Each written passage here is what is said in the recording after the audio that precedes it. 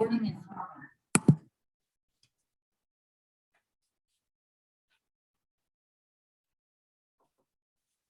I just wanted you to have this. It's important for this meeting. Just a few questions that they were saying and the agenda. Okay. I had a few other things, but we can go through. What are they? Carrie did say that she wanted me to just connect with her to let her know whether you wanted to meet with her or talk. I'm talking in the morning. Everyone can mute if you're not speaking.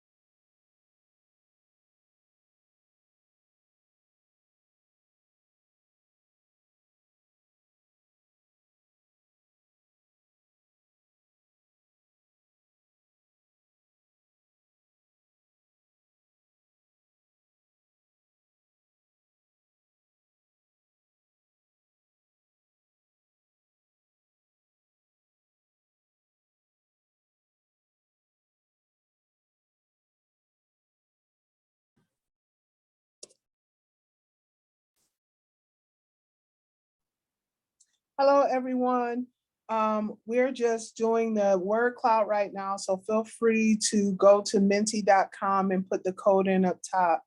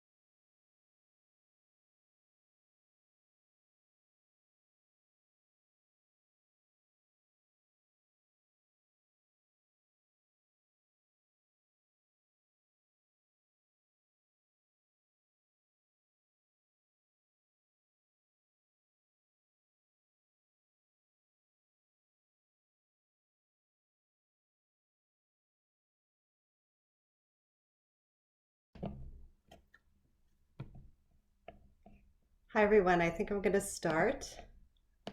So, welcome, everybody. My name is Amanda Lenning. I am the Senior Associate Dean of Academic Affairs here at the School of Social Work. And on behalf of myself and Dean Judy Postmas, who unfortunately was unable to be here this evening, I'm very pleased to welcome all of you to our 23rd Daniel Thursz Social Justice Lecture. So I want to welcome alumni, faculty, staff, students, and members of our community.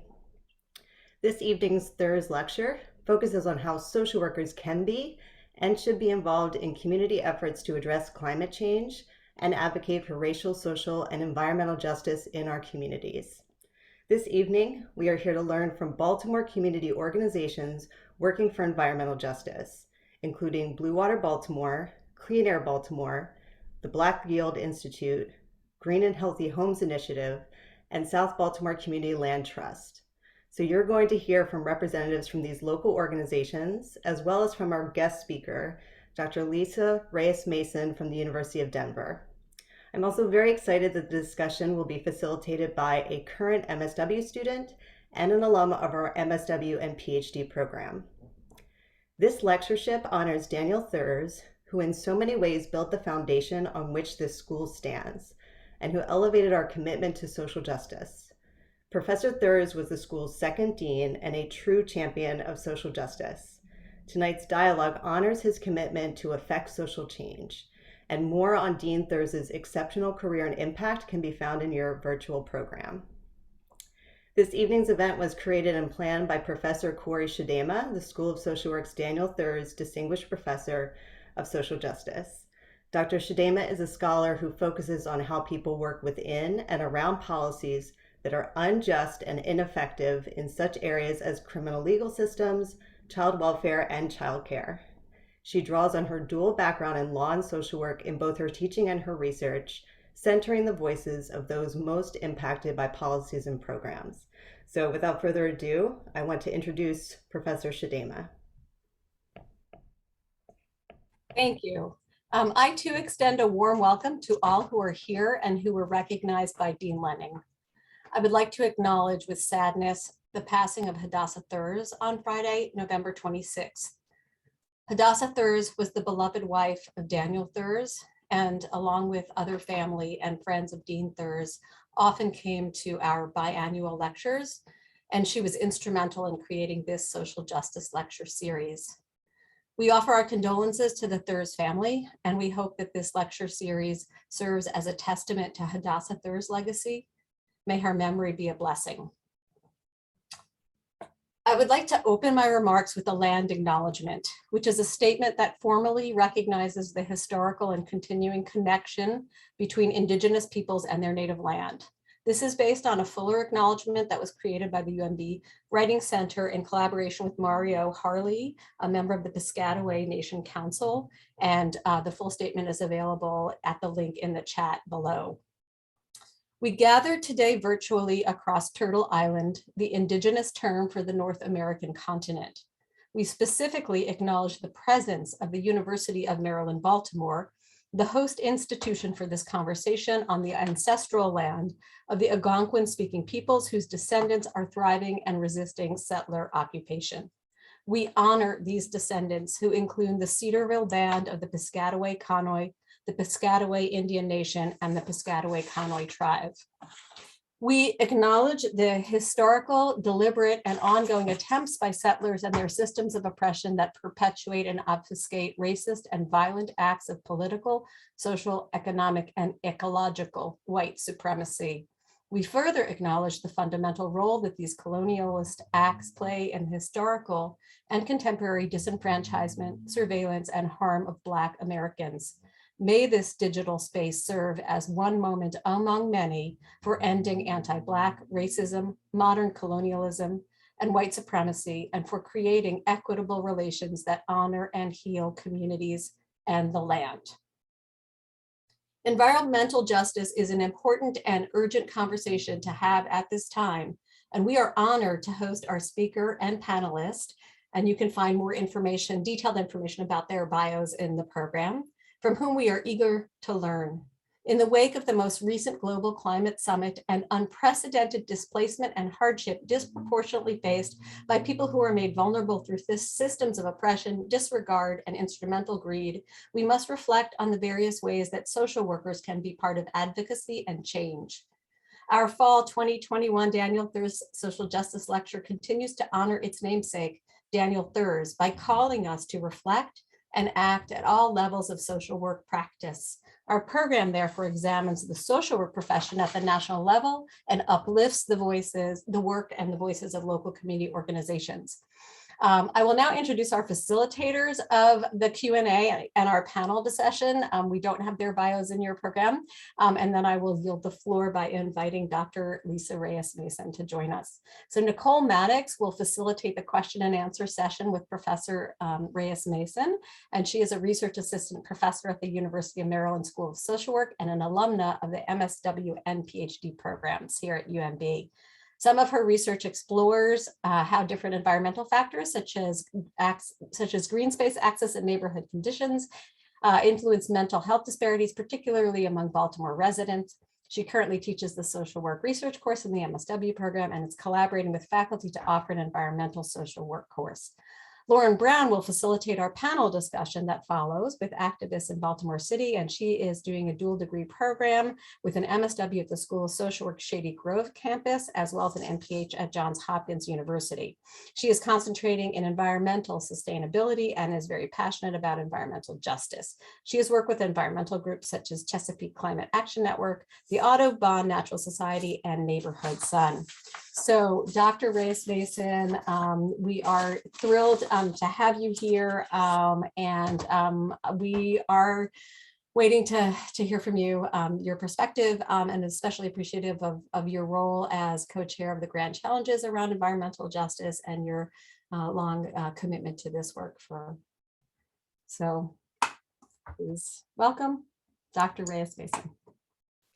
Thank you so much for the welcome, and especially for choosing this as the theme for the Daniel Thursz Social Justice Lecture this year. It's a pleasure and an honor to be with you for this. Let me share my slides.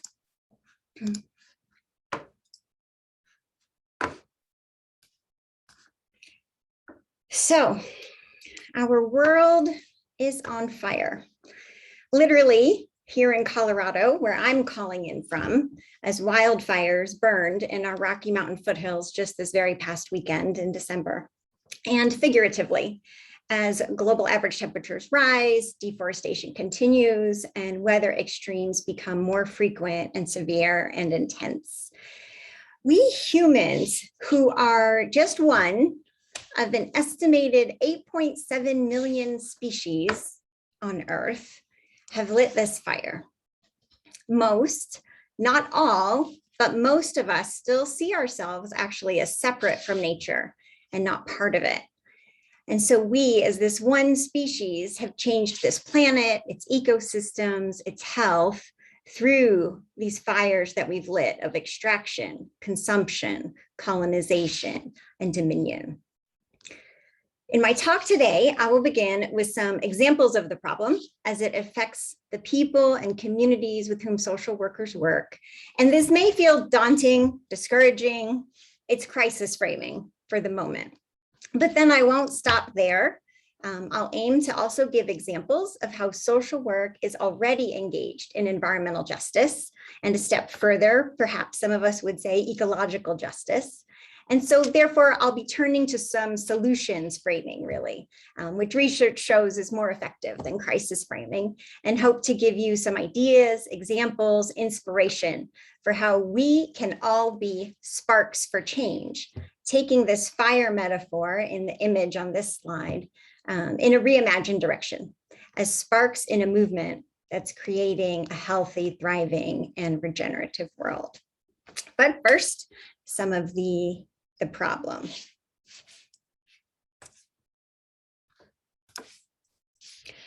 Water insecurity. Today, about 2 billion people live in countries that are water stressed.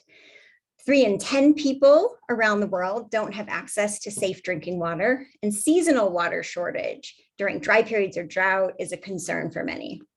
Water insecurity isn't just a problem that's far away. It's also a problem very much here in the US, in rural Appalachia, in colonias along the US-Mexico border, in cities such as Flint, Michigan, and others are also rife with water insecurity problems. As described by Dr. Felicia Mitchell, a social work scholar at Arizona State University, the Navajo Nation was already experiencing water injustice before COVID, with about 30 to 40% of the Navajo Nation without access to running water. And amidst this pandemic that we're in, this existing injustice put people even further at risk of COVID-19 illness and worse, of mortality. Air pollution. Globally, outdoor air pollution is responsible for about 3 to 5 million deaths per year, and indoor air pollution for about 4 million premature deaths per year. Exposure to these pollutants is associated with higher rates of cancer, cardiovascular problems, asthma, and low birth weight. Dr. Praveen Kumar, a social work scholar at Boston College, has been studying indoor air pollution in India and how health, education, and gender inequality are affected by it. Here in the US, in the meanwhile, or where I am here in the US, meanwhile, the racial disparities around air pollution are grossly unjust. In the US, Black people are 79% more likely to live near industrial pollution than white people, with impacts on child asthma, adult asthma, and other health problems. And a 2019 study that looked into race and air pollution, and also air pollution as produced by goods and services and how much we consume of that, found that non-Hispanic whites consumed 17% less air pollution than they produce through their consumption of goods and services. But African Americans consumed about 56% more air pollution than they effectively produced through consumption. Looking at the impacts of air pollution early in life, in the US, one of the highest risk groups for low birth weight is infants born to Black mothers. Climate change and greenhouse gas emissions. So the most recent IPCC, or Intergovernmental Panel on Climate Change Assessment report, which was released this summer, was unequivocal in attributing climate change to human activity. Greenhouse gas emissions in our atmosphere are at unprecedented levels, with carbon dioxide in particular at 417 parts per million today. And according to NOAA, the National Oceanic and Atmospheric Administration, this is about 25% higher than it was 50 years ago and 40% higher since the Industrial Revolution. And so climate change is here. Our planet has already warmed by on average about 1 degree Celsius or almost 2 degrees Fahrenheit, and we are irrevocably on track for more. With climate change comes weather extremes. There's prolonged drought in some places, and then more intense rainfall and catastrophic flooding in others, for example. Heat waves, wildfires, coastal sea rise, all on the rise and increasingly more severe. This summer, the heat wave that hit the Pacific Northwest had temperatures 30 degrees higher than average, and hundreds of people lost their lives. So all of these are the dire consequences of climate change that we are now seeing every day. For social work and many of our allied professions, including public health, psychology, others, we know that the consequences of environmental and climate crises are vast and unequal and unjust. During the 1995 heat wave in Chicago, for example, there were many older adults who were on lower incomes or fixed incomes who felt unsafe going outdoors to seek cooling and instead died inside their own apartments alone. In coastal Louisiana, the United Homa Nation is losing their ancestral land to climate change and sea level rise, with impacts to wellness, identity, and ties to place, as studied by another social work scholar, Dr. Shannon Dora-Biliad, who is herself a member of the United Homa Nation. Outside the US, in the Philippines, where my own maternal roots are, Typhoon Haiyan resulted in 6,000 deaths, with millions of Filipinos, many of whom were already living in poverty, left without homes, water, food, or sanitation. In research that I had conducted before in Knoxville, Tennessee, over 50% of our participants who lived in lower and moderate income areas of the city. Over 50% said their mental health was affected by weather extremes. Over 75% said their physical health was affected, and over 80% said their finances were affected. And in Denver, where I am now, and in so many other cities, racist redlining policies codified 100 years ago are clearly connected to climate injustice today. Redline neighborhoods have experienced intentional disinvestment, and now these are the neighborhoods that tend to have less green space and tree cover. They tend to be hotspots of urban heat islands or be in higher risk flood zones than non-redlined areas. So far I've focused on the problem, shared examples, used some statistics for the crisis framing of this. Maybe some of you at this point in this talk or outside of this talk, when you think about these issues or work on them yourself or read about them in the news or see the headline or find the headlines, maybe you find yourself feeling overwhelmed or discouraged. The problem feels too big. What could I possibly do about environmental injustice or climate change?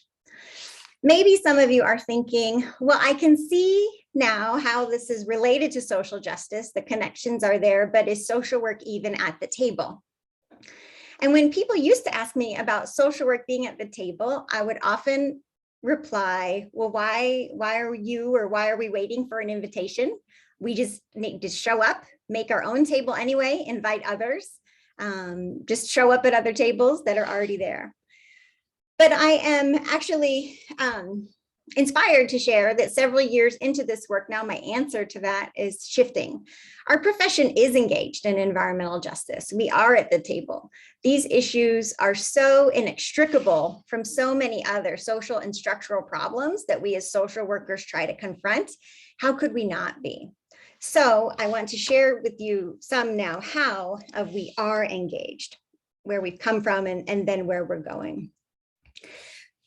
So this is from a nice overview article. If anyone's interested, that was written about 10 years ago. It'd be interesting to see where we're at now, but written by John Coates and Mel Gray, where they were summarizing in this piece how, to what extent social work, where it's come from, where it's been with engagement with contemporary environmental crises.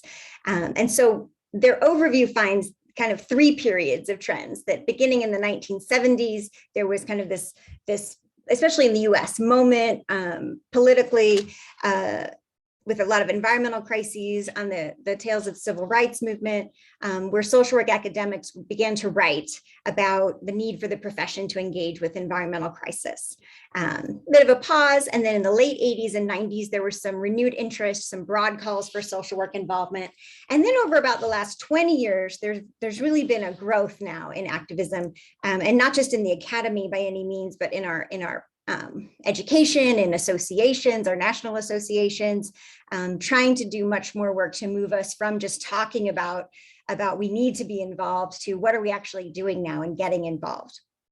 If anyone's interested for further reading, some of the theories or frameworks that different folks have used to think about social work's involvement with environmental justice have been deep ecology, ecofeminism, the ecological perspective, and an expansion of person and environment to not just include the social environment, but to actually include the natural and the built environment in the environment in PIE.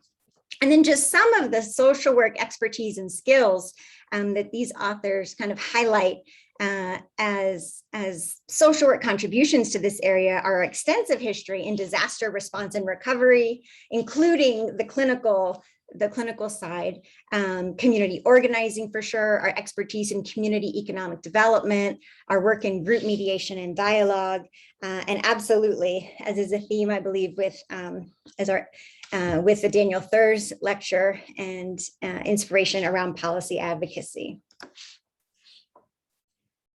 So we're now at a point where the profession is engaged in environmental justice.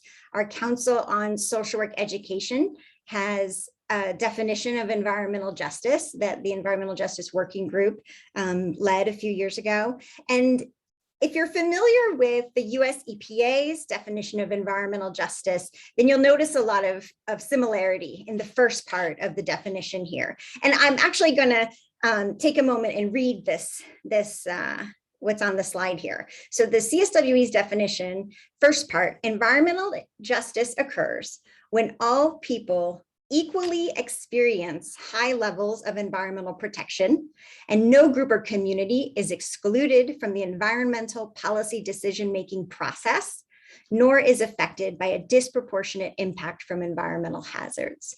So very similar to the US EPA's definition of environmental justice, a focus on people, equal protection, and also participation in the policymaking process.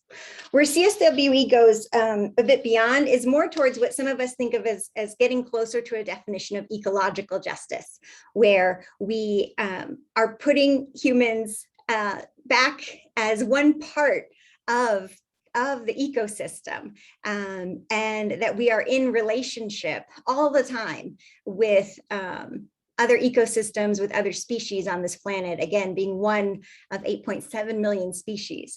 So the second part of this definition gets closer to ecological justice. So environmental justice affirms the ecological unity and the interdependence of all species, respect for cultural and biological diversity, and the right to be free from ecological destruction. This includes responsible use of ecological resources, including the land, water, air, and food. So our Council on Social Work Education definition goes a bit further. How else is the profession engaged already in this work? So in the areas of social work education and networking, CSWE now has competencies specific to environmental justice that BSW and MSW programs must now be addressing in their curricula. And many schools around the country are I think, still in the phase of trying to figure this out. If you haven't come across it yet, gosh, there were probably 70 of us who came together and worked on a curriculum guide for CSWE on environmental justice. So you can go to their website and look for that, for how to incorporate this into the curriculum with some real concrete suggestions. Coursework, faculty are on the rise. So I chaired DU's GSSW's search process this year for hiring new faculty. And as part of that, I kept an eye on other universities' job posts and was actually thrilled to see that environmental justice or climate change were explicitly mentioned in faculty hiring. Here at DU, in our GSSW, we have a brand new MSW, concentration in ecological justice. We also have these 3 incredible open access, freely downloadable resources that Meredith Powers and Michaela Rinkle edited, which are the International Federation of Social Workers Sustainability Workbooks. And these are filled with examples from all over the world of social workers engaged in community environmental sustainability. And they're also tools that can be used as curricula in the classroom.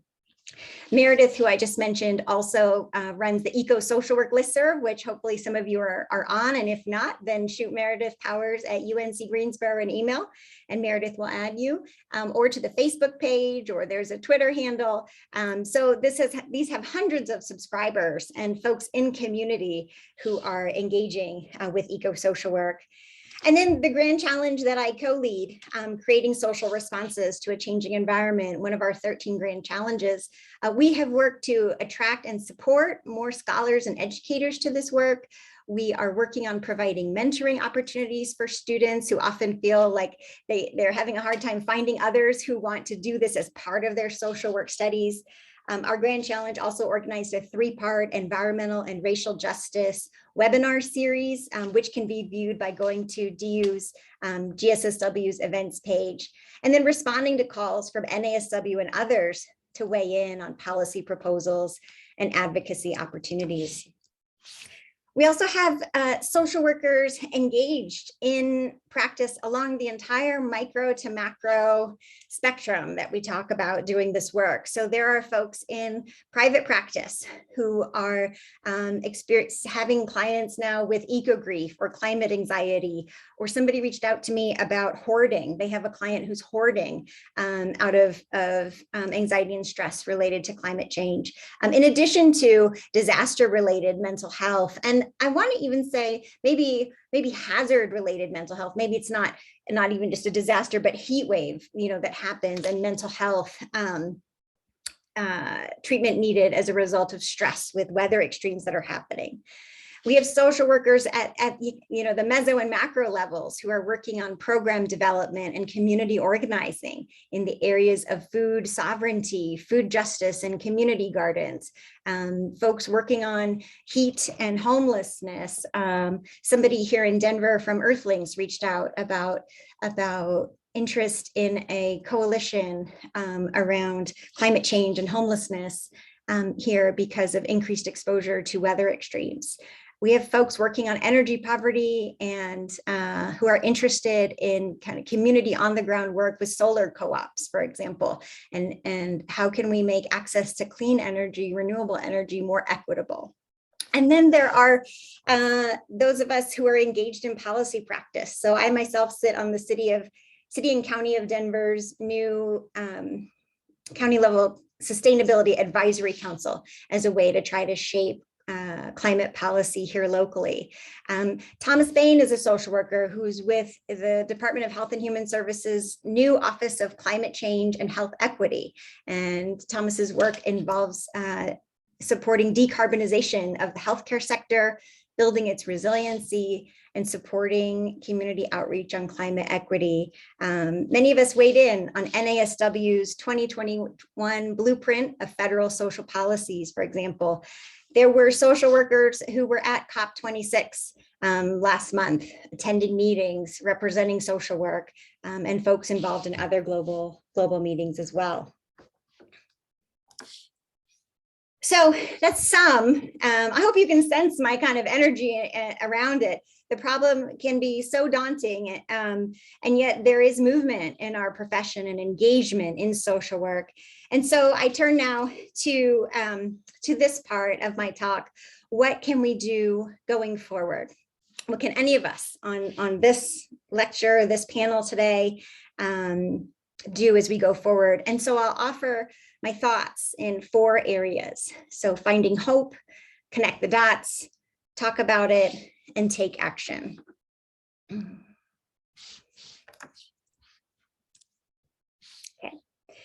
So finding hope. As I've mentioned a couple times, these environmental crises can feel daunting. I mentioned we have this new ecological justice concentration, and one of the classes I teach in that is a new class that we created called Creating a Regenerative Future. And these are students who are very passionate. They've chosen this concentration, or they're in a different concentration, but wanted to take this as an elective. They're very passionate about this work, and they come in the first couple weeks, with a sense of overwhelm and being stuck, and how do we keep going? The problem is too big. My starting with this action item of finding hope comes from that place of some of us may feel that grief or loss or anxiety or stuckness, but what, in addition to having those feelings, what can we do to find inspiration or touchstones for us that help us keep going forward anyway? So for me, some of those that I actually wanted to share with you are these 2 books, The Future We Choose, Surviving the Climate Crisis by Christiana Figueres and Tom Rivett-Carnac, and We Do This Till We Free Us by Mariam Kaba. So can we, as Figueres and Rivett-Carnac write about, can we intentionally cultivate mindsets of stubborn optimism and radical regeneration to carry us forward with this work? Or, as Mariam Kaba writes, specific to abolition and also quite relevant here, and I'm going to read, actually with my copy that's right here, a quote from the book. Changing everything might sound daunting, but it also means there are many places to start, infinite opportunities to collaborate, and endless imaginative interventions and experiments to create. Let's begin our abolitionist journey, not with the question, what do we have now and how can we make it better? Instead, let's ask, what can we imagine for ourselves and the world? If we do that, then boundless possibilities of a more just world await us. One other quote from a video that I use in my regenerative future class. This is from Akila Amani Amatullah Mizaan from the East Michigan Environmental Action Council. Everybody knows the system's jacked up, but if we don't fight to change it, what's going to happen? It's going to stay the same. So I feel like as long as we're fighting, we're already winning. So first thing to do going forward, find hope, whatever that looks like for you, whatever that inspiration might be for you. Connecting the dots. Hopefully at this point already, if it wasn't already a known before joining the talk, hopefully wherever your own interests are or practice experience in social work, hopefully you can identify areas of overlap, of synergy, of connection between environmental justice, climate change, and your own area of practice, if it's not specifically environmental justice or climate change. So here, for example, is a list of the 13 grand challenges for social work. The one I co-lead is in blue, but I could really put all of these in blue because there are connections and overlaps between all of these. And I hope that you have heard some of those already in the examples I gave, and that there are ideas percolating in your minds of the connections that you're seeing as well. Another way to think about this or look for examples might be from NASW specialty practice section. So this is the photo that's on the right on the screen. It's literally a screenshot of the 36911 specialty practice sections currently on NASW's website, ranging alphabetically from administration, aging, to school social work, social justice, and social work and the courts. Maybe if you're a member of NASW nationally or participate in your state or local chapter, maybe you're a part of one of these practice sections.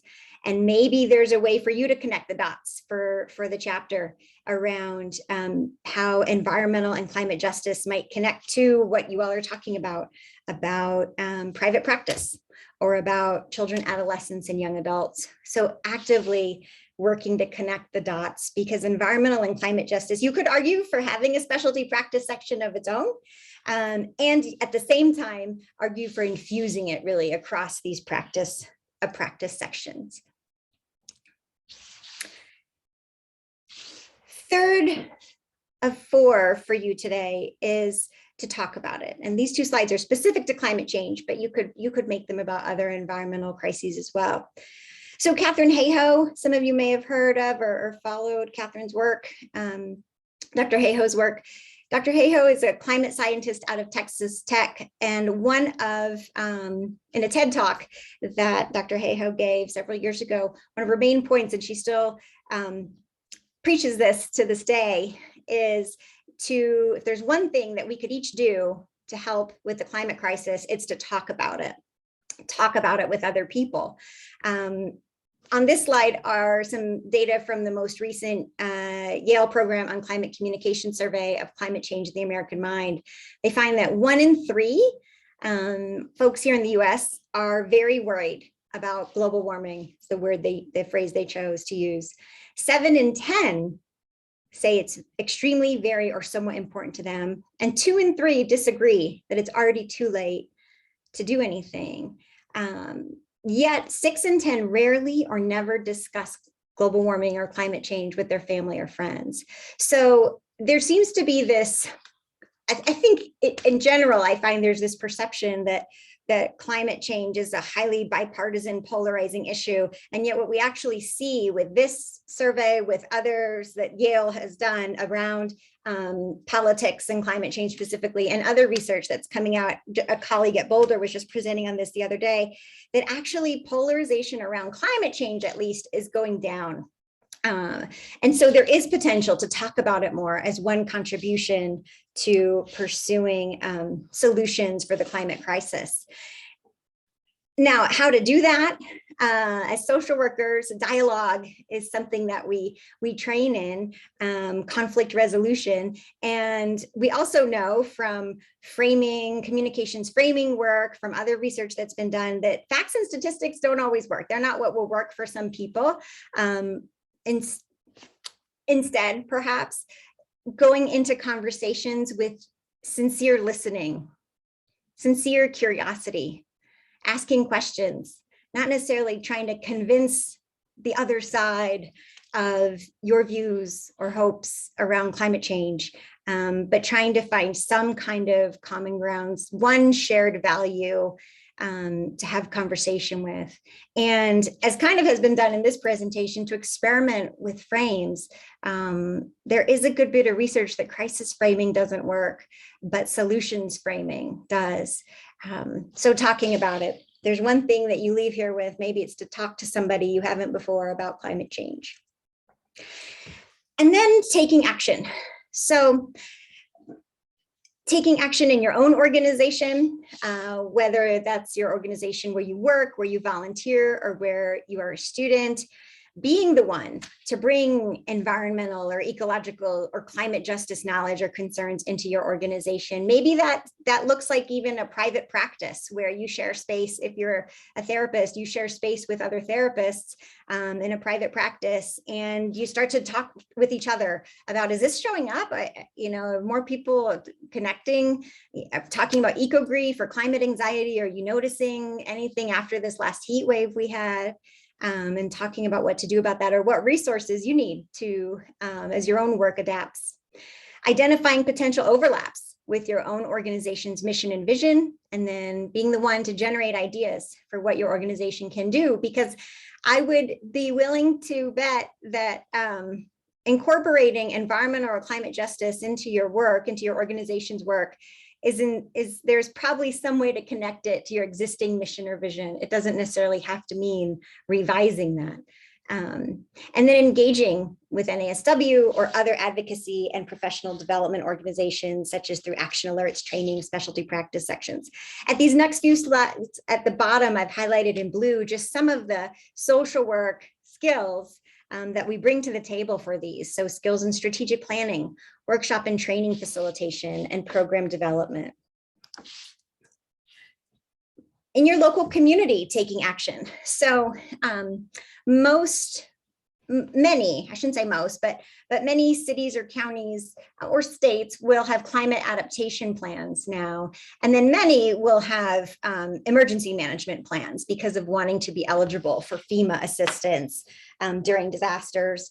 So taking a look at those, assessing those for equity, how involved was the community in the development of those?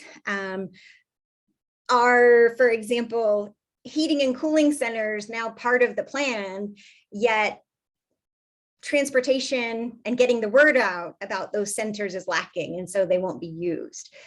Some of those aspects. Working for equitable access to urban green space. Access to green space is connected to mental health, to physical health, as well as to urban heat island mitigation. Maybe that looks like you are a social worker who works with young people, and this is a way of improving community space for young people, or involving young people as well in the designing of an urban space and the replanting of it. Supporting local organizing efforts around healthy food, clean water, clean air. And I'm excited to learn from the panelists who will be with us for the second half of this around their work in these areas specifically. Common to many of us as social workers, expanding access to physical and mental health care. This helps take action on environmental justice and climate justice, and doing this before crisis and disaster occurs, so that people have access to insurance, access to care when they need it, and not just relying on emergency care that then has the financial impacts for folks that can be devastating, that we know it does. And then thinking about extreme weather and the unique needs of different groups of people. So maybe people who are homeless that you work with, people who have lower incomes, people who work outside or might be employed seasonally. And what are just some of the skills that we bring? Community engagement, collaboration, local advocacy, local lobbying. And then at the state or federal policy level, partnering strategically with other organizations such as CRISP, NASW, the NAACP to pursue advocacy at this level. Intentionally advocating for socially just and equitable environmental policies. And I put this in quotes, and I'm saying that in quotes on purpose because, again, hopefully by now we know that advocating for clean air or more green space or access, improved water access, that these aren't actually just environmental policies, that these are social justice policies as well. These are social policies as well. And also looking for overlaps and advocating on policies that maybe some folks might not think of as environmental justice issues, and yet they are. Things like access to paid leave. I think specifically about here in Denver, I learned since moving here that sometimes the public school system will close when there's excess heat because some of the schools don't have air conditioning. So my daughter's 13. This wasn't so much of an issue for our family personally because I didn't actually need to take the time off to be at home with her when school closed because of excess heat in her building. But for many other parents, clearly we know that that's not the same and to be given a day's notice. So this is one example of how paid leave, paid time off, improved employment policies connect to a climate issue such as heat waves and public schools and access to air conditioning. Clearly, again, overlaps with healthcare, access, physical and mental health care, overlaps with financial assets, the ability to accumulate savings for literally a rainy day, and predatory lending because the economic impacts of the climate crisis are deeply unjust as well. And then things like joining commissions, committees, seeking employment, or if not those three things, then actively providing that public comment through administrative rulemaking that happens. So legislative advocacy is such an important way for policy change on environmental and climate justice to happen, but so is the public comment and administrative rulemaking that happens with state and federal offices and agencies. So here we have skills around policy analysis, relationship building, writing briefs, and testifying that all relate to this work. And so my second to last slide is actually an example from where many of folks on this call are joining from, which is Maryland. And it may be that some on this call were involved in this effort. In 2017, Maryland achieved the first state level legislative ban against fracking in the US. And I put this slide on here as an example because for me, as I was reading this again, it's a teaching case I use from the NAACP's Unleashing the Power of the People report that they have. It's also an article in the Journal of Community Practice, co-authored by 3 social work scholars from Frostburg State University. But this is an example, this Maryland moratorium on fracking, and then the state legislative ban that was achieved, that for me connects all 4 of these. Some folks came together, found hope despite the magnitude of the problem, connected the dots between fracking and emissions and air pollution and health and energy and economic issues, talked about it with each other, educational trainings, reaching out to neighbors, working in faith communities, and then took action. Did advocacy and lobby trainings, built from local bans on up to the state, did sit-ins at the Capitol and civil disobedience. So this one example that, again, I've only read about, I didn't live through, and maybe some of you were involved in this, connects those 4 dots, or isn't it one example of that, of hope, connection, talking, and taking action. So now, in conclusion, we return to this image from that very first slide of a person, a human, who is one of those 8.7 million species on this planet that I mentioned, lighting a spark for change. And so my hope is that each of us will also become or continue to be these sparks of change for environmental and ecological and climate justice in ways that are big, in ways that are small, and everywhere really in between. So thank you again for the invitation. And I believe, yes, Nicole. Yes. Thank you so much, Dr. Reyes Mason. Really enjoyed that presentation and really appreciated how you highlighted a lot of the social work research. Very much appreciated seeing that. So we've got about 10 minutes to field some questions from the audience. And if you have any questions for Dr. Reyes Mason, please put them in the chat. So I'm gonna just get us started.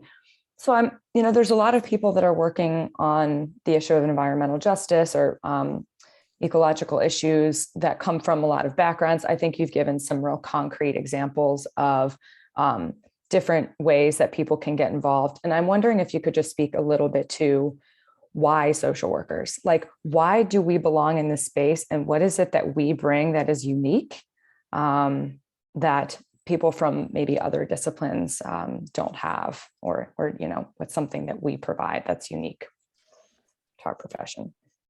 Thank you for the question. Sorry, I like to jot down my notes as I'm thinking through these.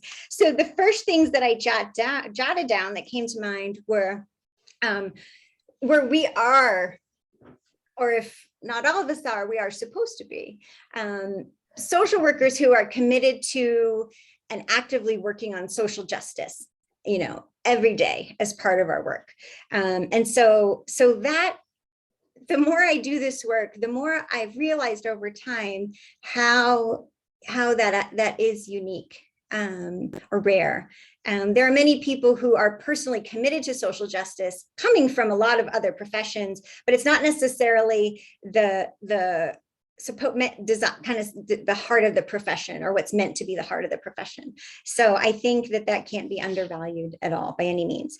We also are, and I see this more and more as at this critical moment of our profession, as we have especially more, I find more generationally, I guess I want to use the word younger, but I don't mean it necessarily in terms of age, but folks who are coming into social work programs and also into the academy who are radical and critical social workers who are pushing us to rethink the profession and to really commit to structural change. And that's something as well that I think we bring is this commitment to structural change. I also think that something unique that we bring is we, or at least I think about working with, partnering with, not speaking for example, communities that we work with. And so that's a perspective that I think social work brings. So those are some, Nicole, to get us Great. started. Thank you so much. So thinking about how social workers, my understanding is that there's been maybe an increasing trend for more and more social work students and faculty to be involved in environmental justice issues. But I'm kind of wondering what you think. Why do you think that what's preventing more social workers from getting involved in environmental justice? Like what might be some of the barriers that you've heard or experienced just from working with students or working out in in your practice? Mm-hmm. I do really think one is this daunting, overwhelmed, stuck feeling that I talked about. I think another is, our profession is so broad. We try to, any social problem that exists, we try to work on. There's a social worker who's trying to work on it. And so that's where now,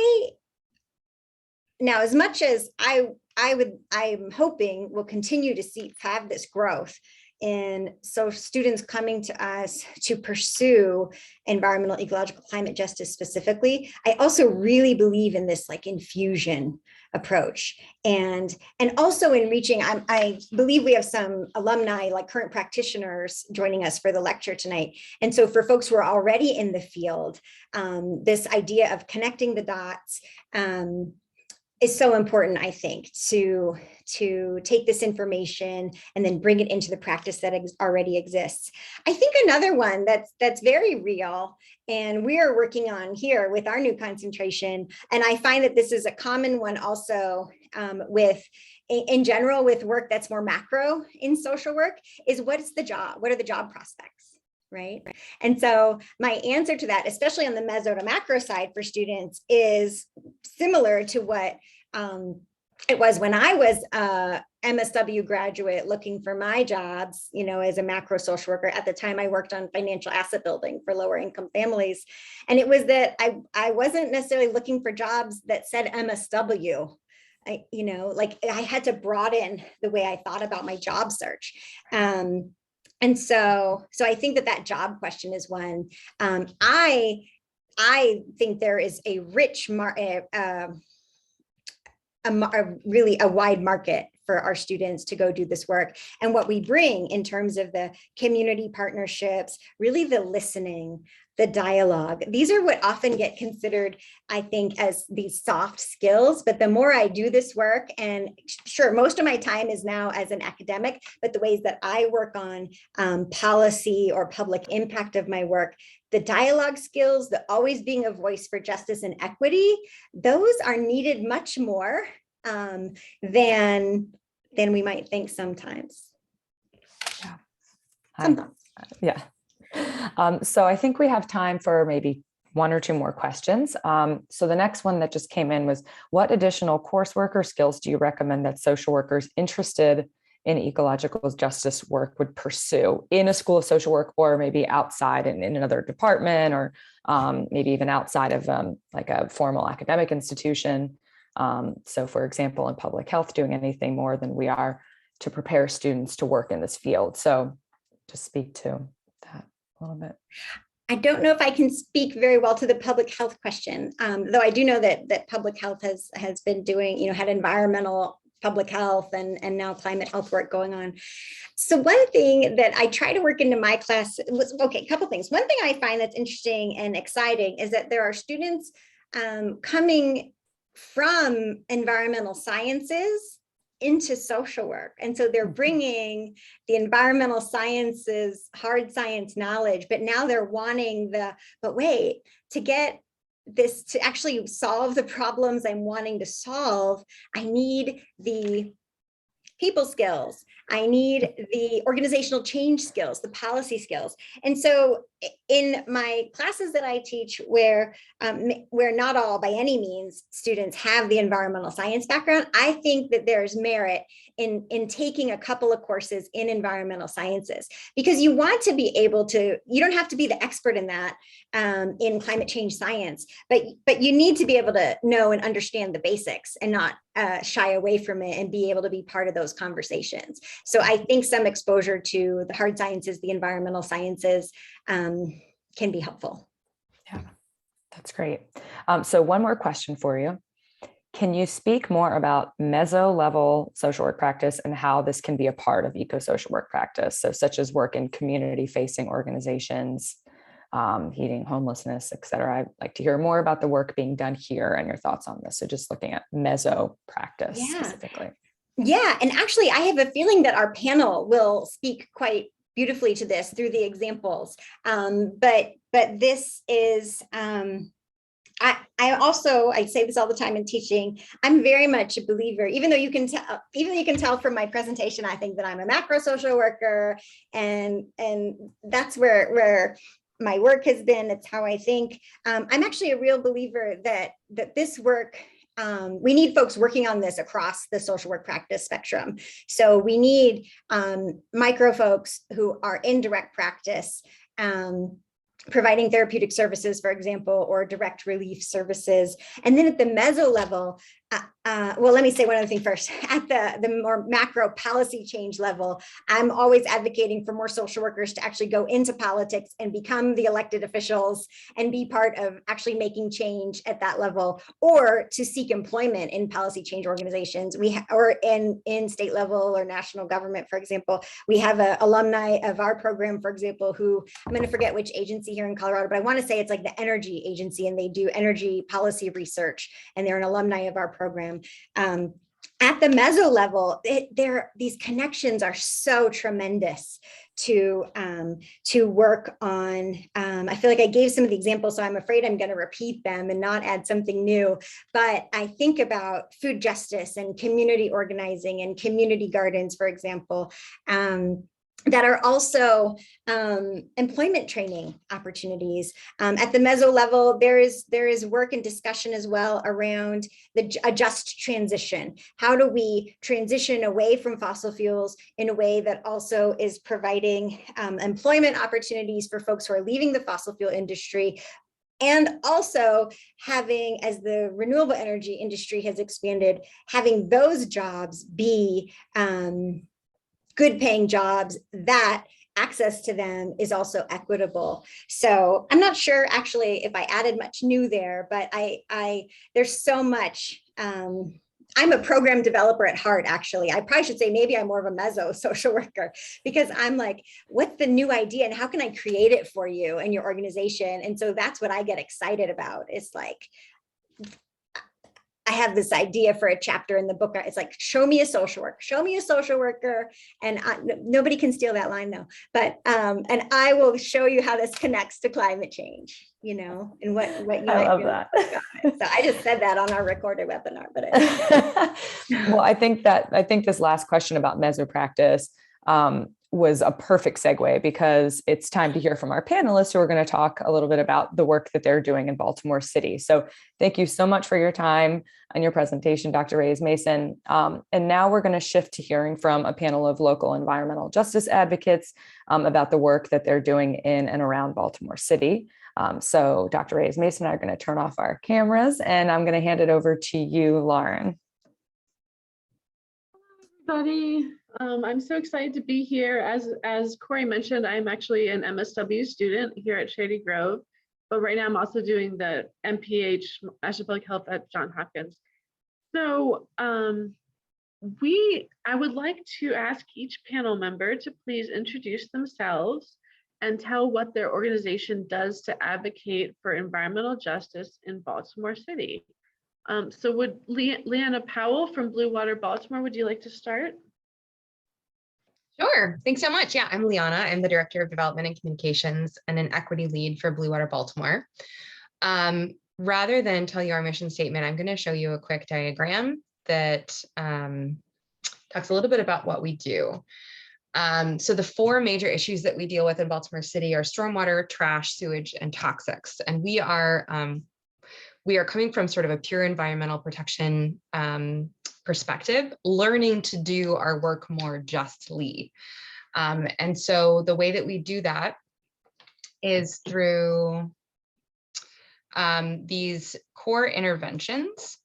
And one of the primary tools that we have is community organizing. So this is the tool that we are building the most at the moment. And this looks like organizing people around better policy, helping them understand how they can take control of their built environment. And ultimately, what we are working on at Blue Water Baltimore is the overlap between water quality and quality of life. So how are we organizing a movement for the environment that recognizes that people are part of our environment and part of our ecosystem, and that our built environment was built on top of systems of oppression? And so we can't ignore those things as we work with both the people who live in our watershed and the built environment in and around it. Awesome. Thank you so much. What important work you're doing. Would Dante Swinton from Clean Air Baltimore like to follow? Sure. Yeah. Hey, so I'm Dante Swinton. I work for an organization called Energy Justice Network, and our Baltimore arm is the Clean Air Baltimore Coalition. I'm just going to share a few slides, kind of talk a little bit around the background of what work we're doing. 1 second. Okay. Yeah, there we go. Okay, great. What you're looking at here is an analysis of the siting of trash incinerators in the US. If all sightings were equal between different ethnic backgrounds, racial backgrounds, then you would see everyone along this one line here. But if there are folks that are below the one line and folks that are above it, there is a greater discrepancy and disparity of where these facilities are located. So in this case, you can see that African Americans are typically much more likely to live within 1 to 5 miles of an incinerator in the United States, while white Americans are slightly less than the one line here. So this is about 3 times difference. It gets a little bit narrower to about 2 times once you move out to 5 miles. But I share this to indicate just how much of a burden people of color tend to experience when it comes to trash incinerators being in their community, whether they're Black, Latinx, or otherwise. All right. And so to that end, when we're talking about pollution in communities, the Allergy and Asthma and Allergy Foundation of America puts out a report every year, the 100 asthma capitals. And so for 2021, this report every year analyzes asthma prevalence, number of emergency department visits for asthma, and deaths from asthma. And as you can see, Baltimore is the second worst place to live in the country when it comes to asthma on those 3 categories. And you can see that DC is still in the top 30. Philly's not far behind Baltimore. And so these are the types of things that we try to underscore when we're wanting to move the city on from incineration, because our incinerator, known as Wind Waste, now used to be Willebrator, previously was Bresco. There are a lot of name changes going on, but it's the giant white smokestack with Baltimore written on the side. And that facility is our largest polluter. It accounts for about 38% of the toxic air emissions from stationary sources in the city. And so myself and Shoshana, who's coming up in a bit, have been working to push for the closure of this facility. It is the #1 polluter of hydrochloric acid, sulfur dioxide, lead emissions, nitrogen oxide emissions, carbon monoxide, and the like. And it is our largest carbon polluter as well from stationary sources. It accounts for about half of the carbon pollution coming from industrial sources in the city, which is wild.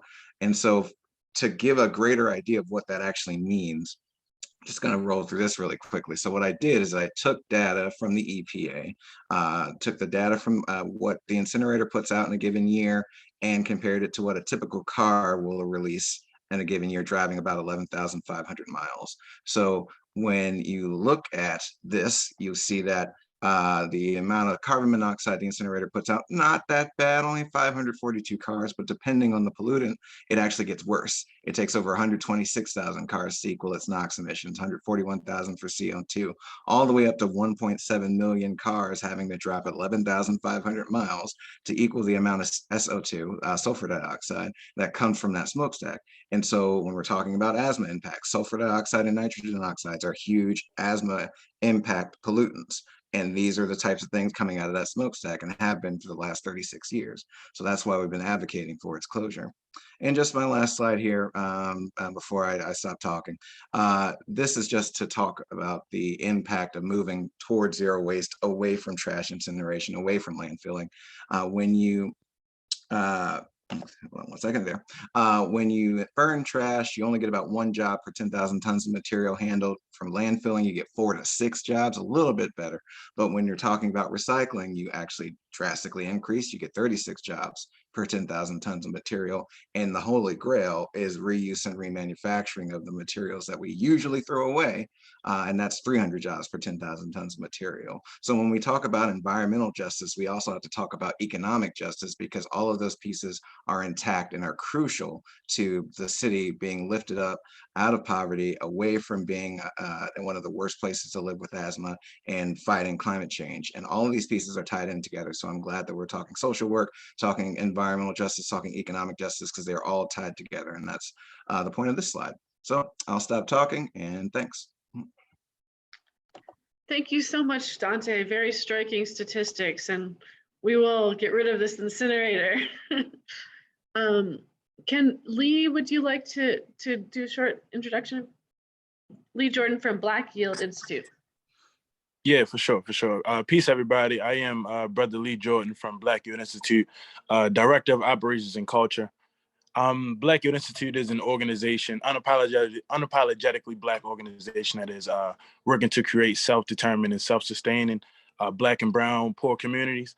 And we're doing that by combating food apartheid and by means of creating or achieving Black land and food sovereignty. And our work is it's pretty dynamic. So it comes in like a fivefold, if you will.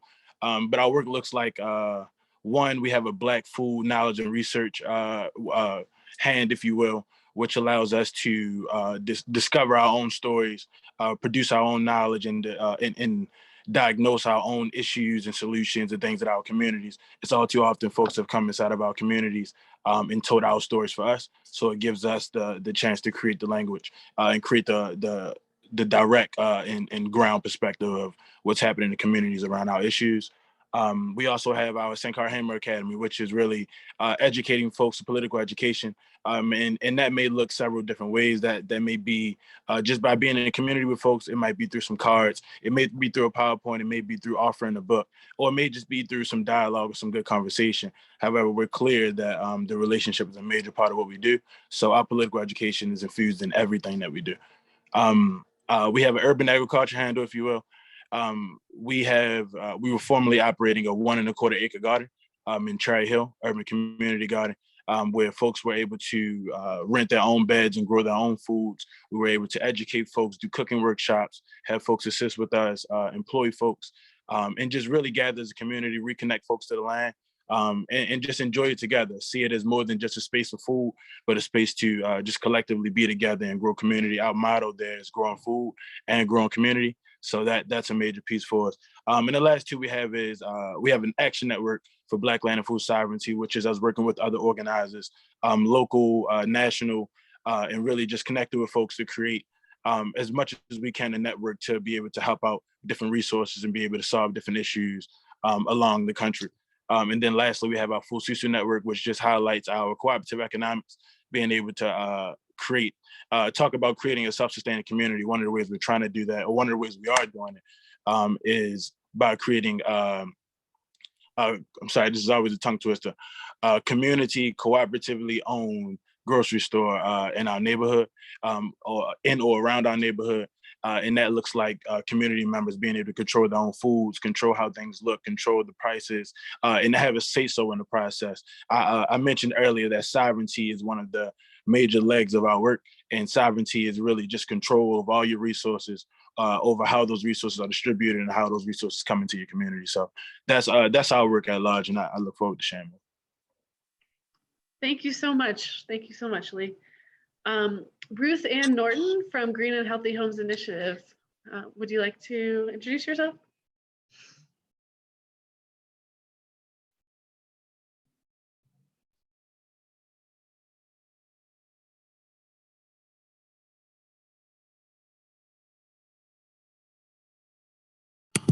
There you go. So Green and Healthy Homes Initiative was founded in 1986 by 9 parents whose children were poisoned by lead and were in the intensive care unit for a month being treated for lead when they came together to organize the efforts which are today the Green and Healthy Homes Initiative. What was remarkable in many ways was that they lived within 2 blocks, the 800 and 900 block of North Washington Street, and that which backs up to the Johns Hopkins Hospital. But what is, I think, most remarkable about the mission that they set out and that we pursue from a racial and social justice grounding was to address the twin tragedies of deteriorated housing stock and poisoned children. And so over the past 3 decades, we have really aimed to create lead-free and lead-safe environments, having led the nation in establishing some of the best practices, not only here in Maryland, but around the country on lead poisoning prevention standards for enforcement and investment, but to lower asthma injury and improve energy efficiency and decarbonization of housing as a moral compass for America to improve its housing stock and its commitment in addressing the racial disparities I'm trying to get my slides to move here. Sorry about that. But so we were founded as a primary motive was to level the playing field for African-American children to be able to get in the classroom healthy, ready to learn, earn, and compete by lowering lead and improving housing conditions. Today, we have led the efforts here in Baltimore and around the country in bringing together healthcare investment by being able to prove through data and community action the value of lowering lead, asthma, injury, and improving energy efficiency as a health measure to get health investment through hospital community benefits and Medicaid managed care investment, and also to increase enforcement. But also we brought together the climate and energy efficiency fields because improving energy efficiency is critical to economic and equity pathways. When we began our work, as we refer to it as addressing social determinants of health and improving racial equity through healthy housing. But when we began our work on lead, we began to understand that we had to look holistically and that we had to improve health and safety in order to improve energy efficiency and energy equity. And so now we are working to do this holistically. And on Monday, we will announce one of our more current projects is to create 1,000 homes in East Baltimore that are fully energy efficient, healthy, lead safe, and employing from the community the risk assessor jobs, the contractor jobs, and the health education work. In our organization, we also provide legal services representation and case management. So at the core of the education and achievement of the advocacy goals is our social work practice. And so we are continually moving that forward. But our work is grounded in justice and in environmental justice, racial justice, and social justice, because in this country, we have to change what low-income communities have as a normal in their expectations. And in under-resourced communities, that kids will get poisoned, they'll be sick, they will miss school, that housing will have a higher cost. So one of our goals is to ensure that as we advance climate initiatives in this country, that they begin at home, they begin by improving housing stock, and that we lead with improving standards for housing in low-income and under-resourced communities. And that also means taking benefits that we create, such as the $44.5 billion that Duke University says that the work of GHHI created in reducing lead rates in Baltimore by 99%, and actually invest those benefits in the communities that have been robbed of their being able to reach their full potential, of the economic value and gains that they should have had we properly enforced standards to prevent lead and other toxins. And, you know, just to kind of give a stark contrast of this, right? The United States was the only country in the world in 1921 not to ban the use of lead-based paint in housing. It took Baltimore until 1951 and this country until 1978 to do it. But in 1937, when the nation passed a call to action on a uniform housing standard to improve health, they followed that the very next year as the federal government mandated the use of lead-based paint, a known toxin that actually killed children and robbed them of brain cognitive abilities and long-term brain health. They mandated its use in low-income housing in 1938. So we are really undoing generations of racism, generations of unjust and ill-conceived policies as it comes to housing. But we are looking at it as a solutions and opportunity agenda, like your first speaker talked about, because every dollar that we invest in lead poisoning prevention, we get up to $221 in return, and that needs to be reinvested with and for communities.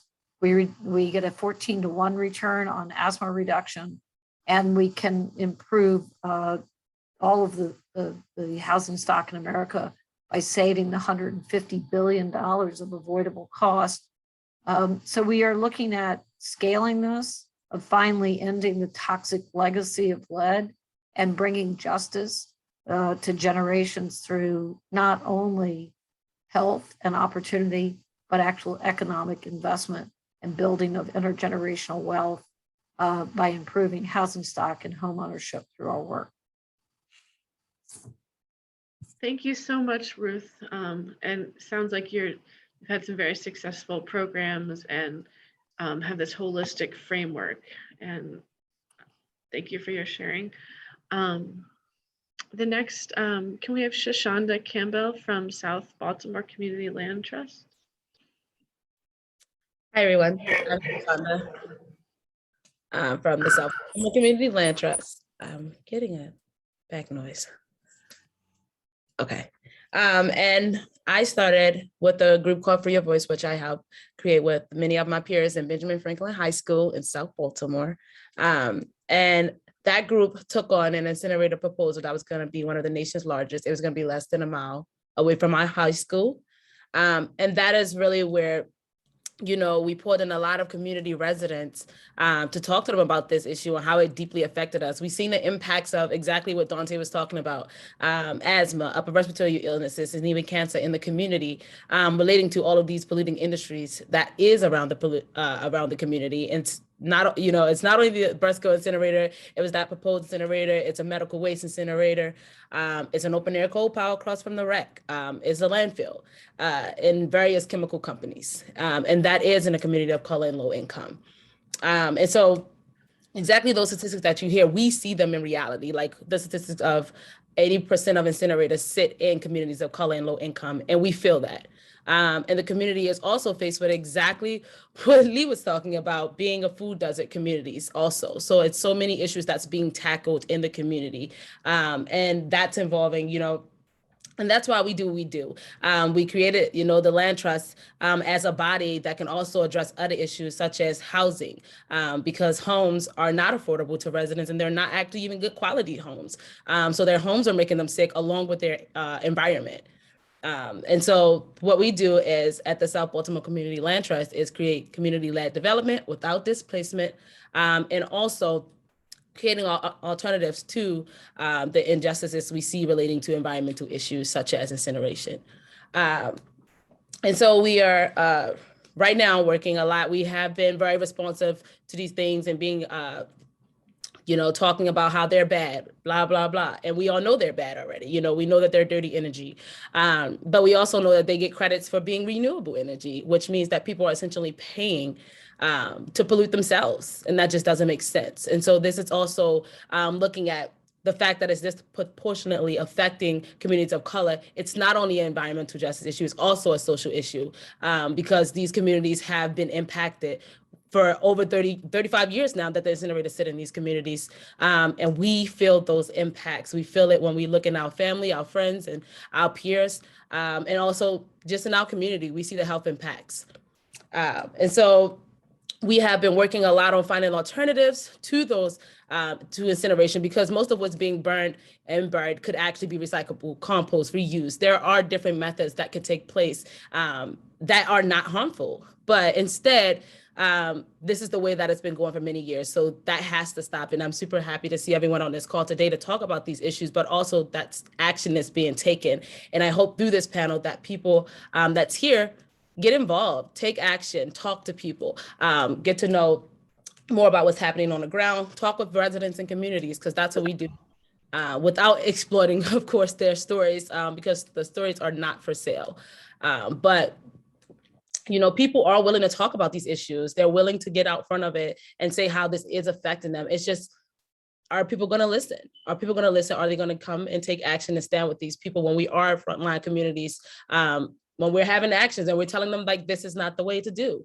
And so one of the alternatives that we're highly focused on right now is relating to food waste, getting food waste out of the waste stream, because the waste stream is made up, 40% of the waste stream is made up of food waste.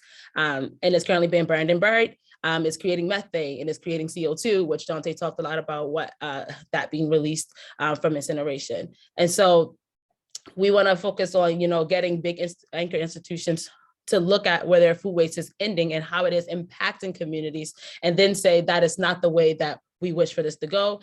And then, help us get a compost facility up and running where that food waste can then go and get from burning and burying. And then, there's a lot of other things that's left, of course, that's being burned and buried.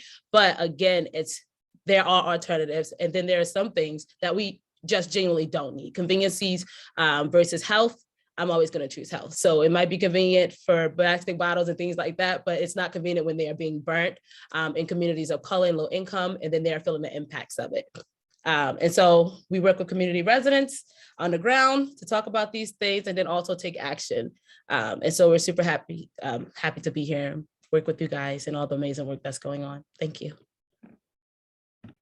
Thank you to all the panelists. Wow, I'm so honored to be in such good company. And I think actually your response is a good segue to another question, which is, what can Baltimoreans do to get involved, contribute to the solution, or stop contributing to the problem? And I can open that up to anybody on the panel who wants to jump in. I'll start. I've been doing this for almost 30 years. And in that 30 years, I've listened to every major mayoral candidate and every mayor say that they want to end childhood lead poisoning, for example, right? And yet we've never invested at scale. We don't take the actions and spend the money to do that. But in all of the issues that are here tonight, there is something that can be done, and that is citizens can weigh in on how the mayor will spend $650 million of American Recovery Program dollars, ARPA dollars. And it's really important, whether it's reducing lead from housing, soil, water, and emissions, or reducing asthma by improving housing stock and indoor and outdoor air quality. That's an action every citizen can take, every student can take. I think it's, we're an organization like many that are critically scaling on this climate and housing crisis intersection.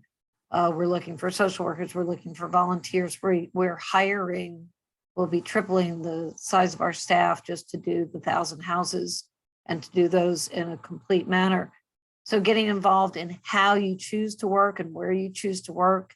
And for those who can, advocate to the foundations in this community.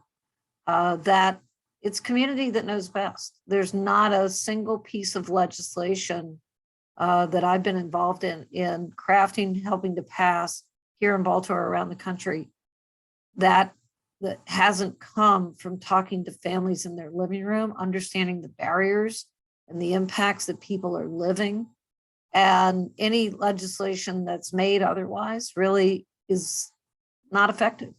And so just supporting the lift of voices. And so as the older person, and I'll end in this kind of statement, I really feel like the tide has met us at the shore finally to actually do something about racial justice, to do something about closing disparities and actually creating equity, which are two things in alignment, not the same. And really being able to lead with those solutions for what we're hearing about today. Just to briefly echo Ruth Ann, individual responsibility is not going to get us out of the climate crisis, and it's not going to get us to a just world. We have to work on policy. We have to hold our lawmakers accountable. We have to become nerds a little bit, because this is the intersection of humanity and science. And so, you have to understand things like the really bad permits that we have in Baltimore City that let the city keep polluting because the Maryland Department of the Environment lets them. Just know that, yes, you can recycle. That is not the solution.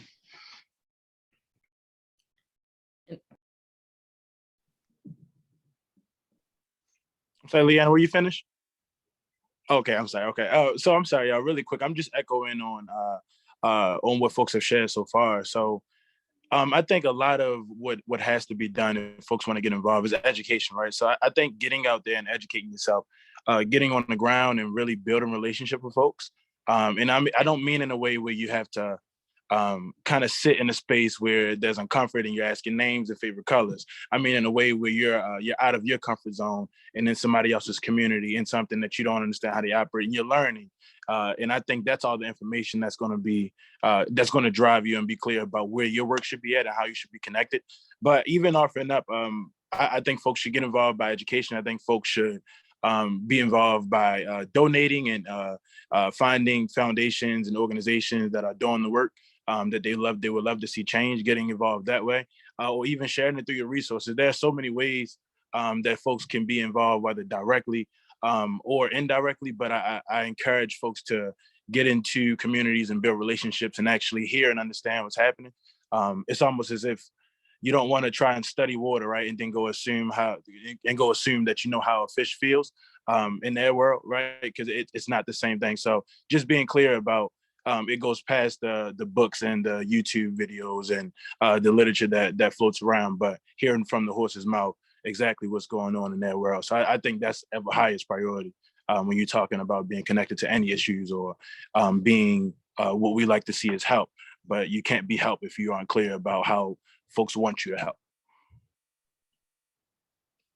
Go ahead, Dante.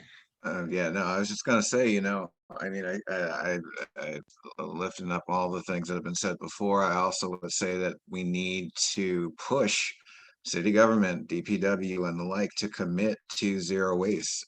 For years, we were calling for a need to move on from the incinerator for the new contract needed to be, or for the next contract to be signed. And yet they sat on their hands and they sat and they sat and they sat and they made these very classist and racist arguments as to why we needed the incinerator. But we need people with of different backgrounds, different socioeconomic statuses, what have you, institutions to advocate for the closure of this incinerator and for the build out of zero waste infrastructure, which is cheaper than the expansion of our landfill, than the upgrading of pollution controls on the incinerator. And so that's ridiculous. And the more people and institutions that play a role and say, you know what, we don't want to send this anymore and contribute to pollution of the city, the more impactful it'll be. We do all we can to have these meetings and try to convince them otherwise. But until we have more people in general on the ground advocating for it, and for these larger institutions, which clearly have a lot of sway throughout Baltimore city government and policy, advocating for zero waste infrastructure build out and the end of dependence on incineration, it's going to take us longer to get there without that support. And so University of Maryland, Baltimore, University of Baltimore, my alma mater, any of these entities that use that facility for their waste need to put their voices to this situation and say, hey, you know what? Let's stop polluting the city we live in. Let's stop polluting the other thing that we provide jobs to. Like, it doesn't make any sense for us to be supporting something that's damaging the city and perpetuating constant racial injustice in Baltimore. So I'll stop there.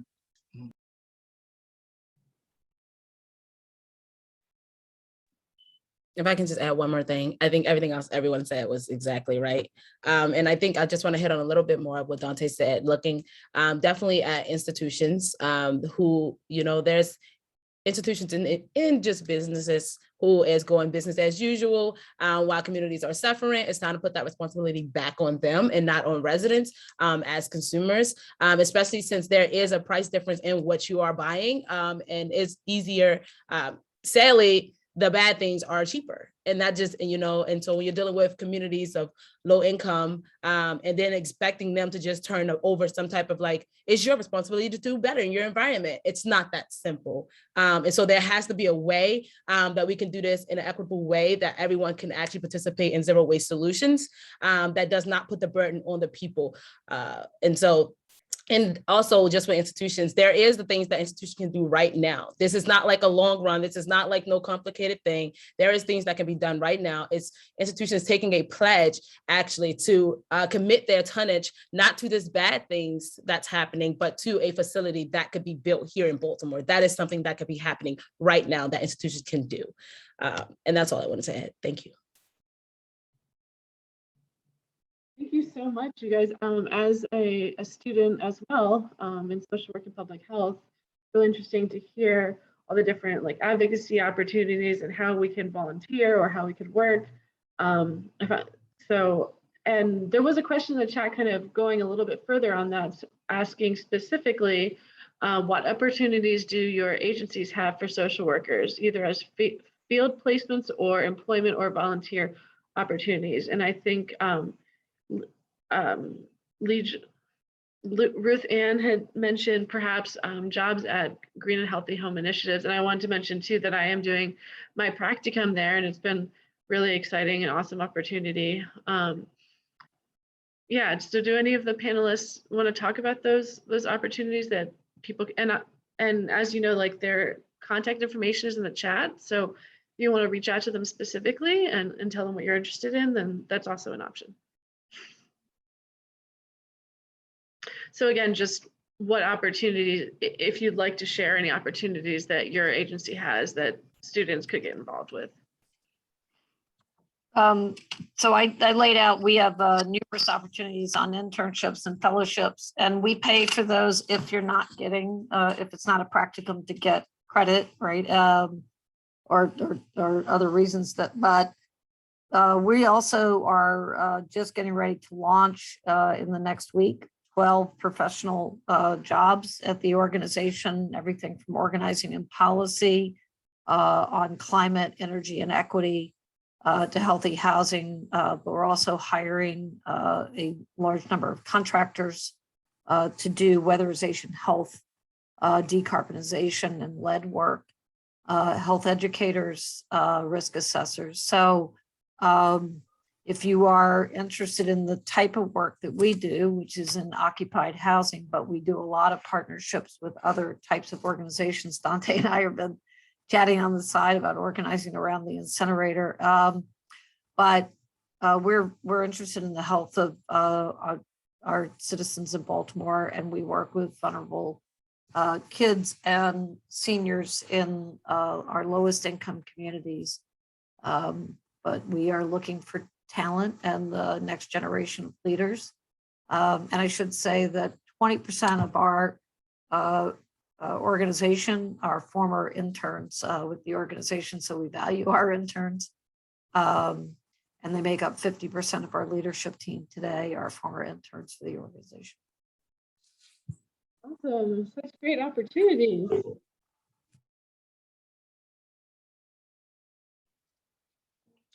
I'll share really quickly.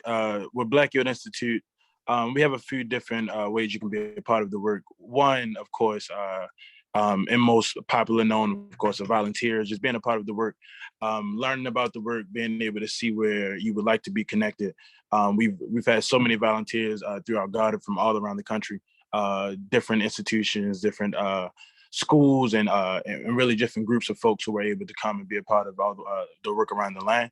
But in addition to volunteering, we have St. Clair Hamer Academy. I spoke on it earlier, but it's our political education initiative where we offer courses that allow you to understand and break down the clear concepts of what Black land and food sovereignty look like, what food apartheid look like in your neighborhood, what we could be doing about these issues, and also how to understand them as they are being perceived, not just at the level that we're able to see, but even further up the chain for the things that we can't see as well.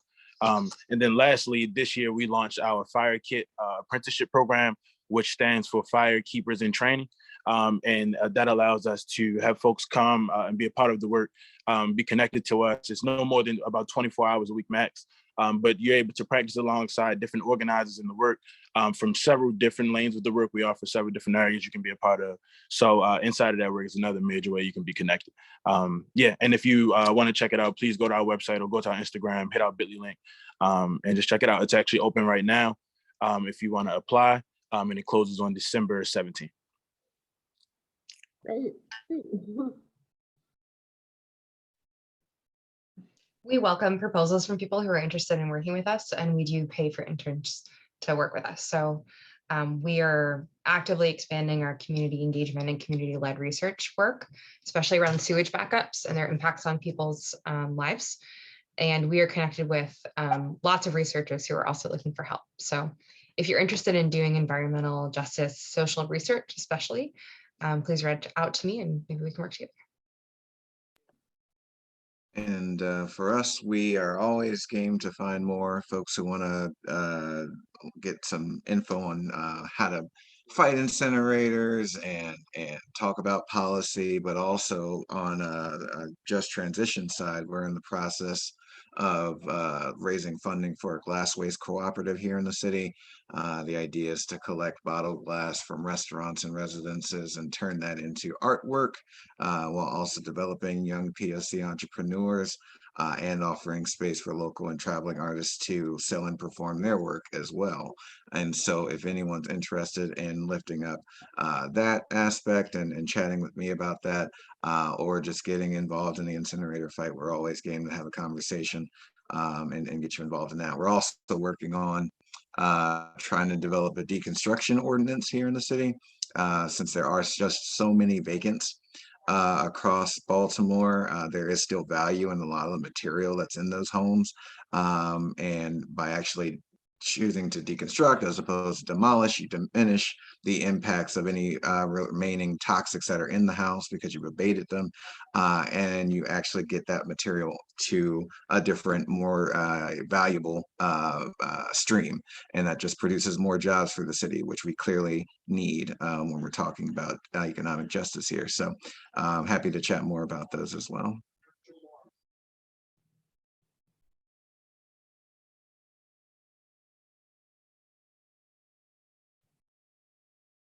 Thank you so much. So the next question, you guys can jump in if you'd like. What are the future plans for your organization? That's kind of a broad question, but maybe some of the things you'd like to share that you're envisioning for the future.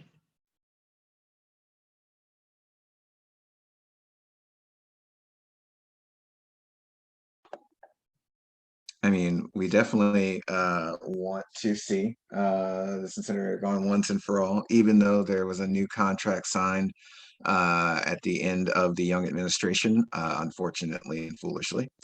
There are still ways to get away from that contract sooner than 10 years down the line. And so we envision working with a lot of the organizations in the city, general citizens, institutions, and the like to push for that and to follow the recommendations that were put into the mayor's transition report of stopping the city's delivery of waste there by 2024, sorry, I projected out way too far. And also getting the co-op off the ground, trying to support the development of more zero waste businesses in the city. If we get this decon ordinance passed, there's going to need to be more small Black-owned businesses handling this material that's now being diverted from landfills and incinerators. And so just concentrating on the build out of a zero waste economy is the future for Cleaner Baltimore Coalition. It's a very exciting vision. Thank you. I think that for the land trust, definitely getting the incinerator closed, also creating alternatives, because we don't want to go from one bad thing to another bad thing, or from us stopping waste from being burned here and then it being burned in other communities, but creating actual alternatives and solutions here in the Baltimore city that we can address the waste that we produce. And then looking at the waste that we produce and figuring out even if we want to keep producing that waste, and like how do we get the responsibilities back on the producers of it, and then also creating homes, primarily affordable homes for residents to increase home ownership so residents can have more stake in their communities, because what we have seen in the community is that a lot of people have lived there for many years of their lives, but none of them actually own anything, and so it's easy for these different companies to come in and then do harmful things because there is no stake in the community by residents and community members to say, I live in this community, I own this, and I do that. And so definitely increasing home ownership in communities and creating those options for people of color to be able to do that.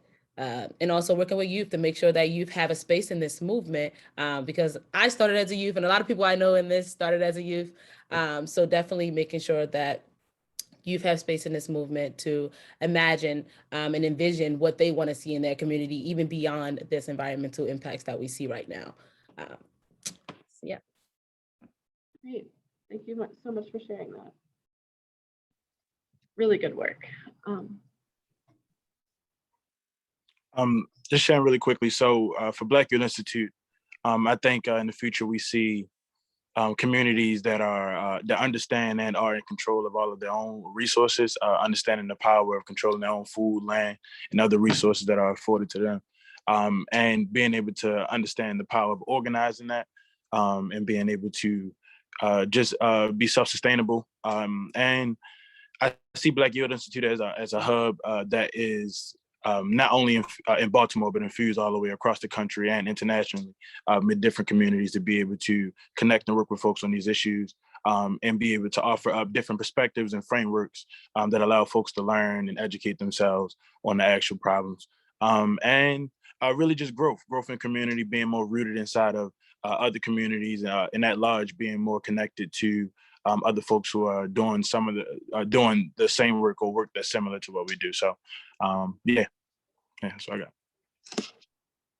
Not another specific area of growth that might interest this crowd.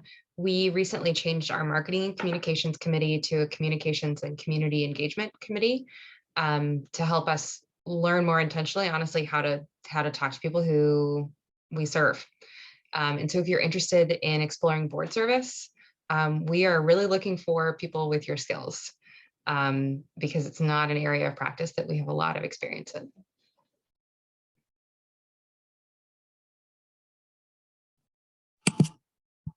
I'm just, Lauren, thank you for inviting me tonight, because I feel like learning and taking this all in. I'm excited for the future of Baltimore, and the opportunity to change where we've been on being more just. And I think our work is really evolving rapidly on preparing lower resourced and under-resourced communities, as I said, to be the leading investment that we make on decarbonization, moving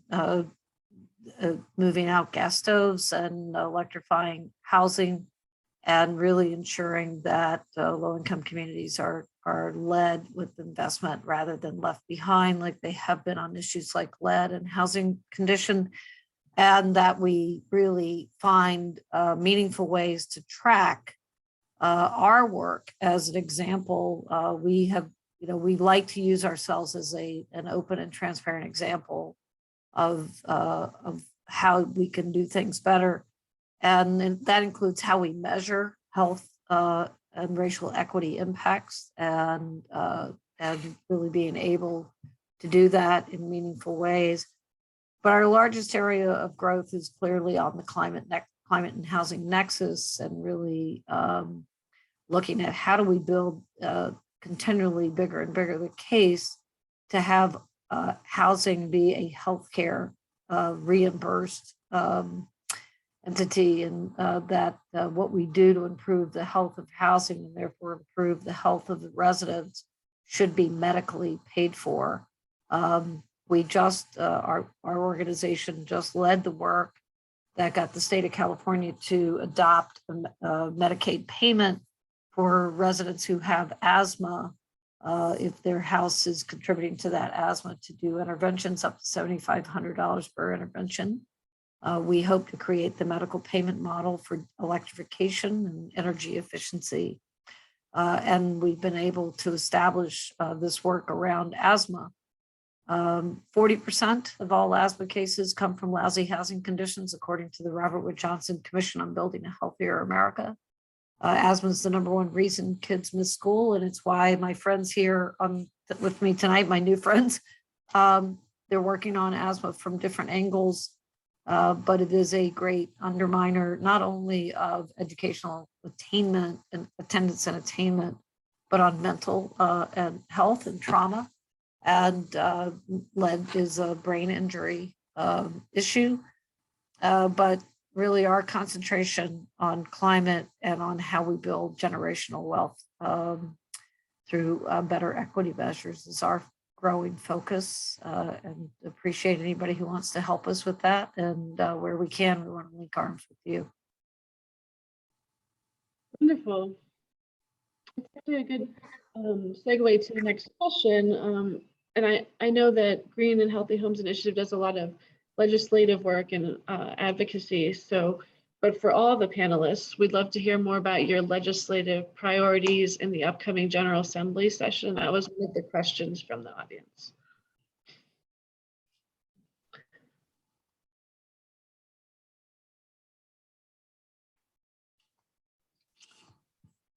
I can start just and let if anybody else is doing it, but we have done a ton of lead work from water, soil, and housing. We'd love to join with the folks here on admission standards where we can in the future.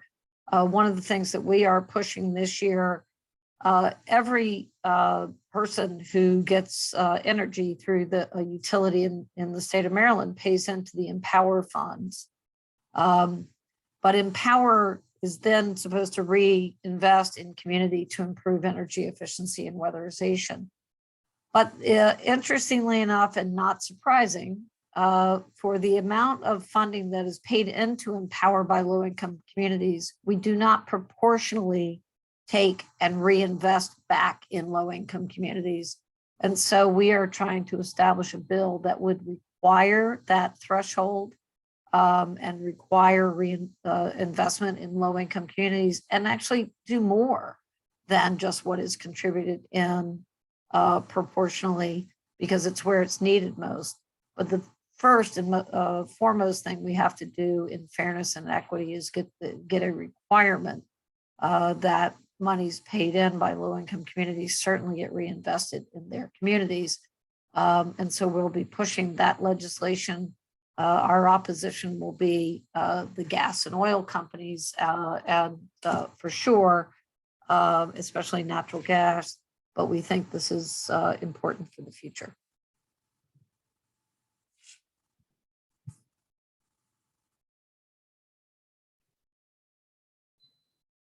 Our priorities are actually at the city council level. Our number one priority right now is getting a resilience authority formed in Baltimore City. So this is a governmental instrument that can be used to collect private funding to move projects along more quickly. It's basically a funding instrument. Charles County has one, Anne Arundel County has one. It will allow us to respond more adaptively and quickly and creatively to communities that are experiencing the effects of climate change now. So Resilience Authority is our number one effort. And then we're following two packages of bills, one that would protect trees on private property. So this is the case that our tree canopy in the city can increase because most of the trees that are getting cut down are on private property. A lot of that private property is owned by universities. Sorry. And then the other one is a package of climate resiliency bills that are being passed or put forward by Councilman Conway. So it's a package about, again, addressing issues like flooding and heat that are going to continue to get worse and worse for our communities as our climate changes.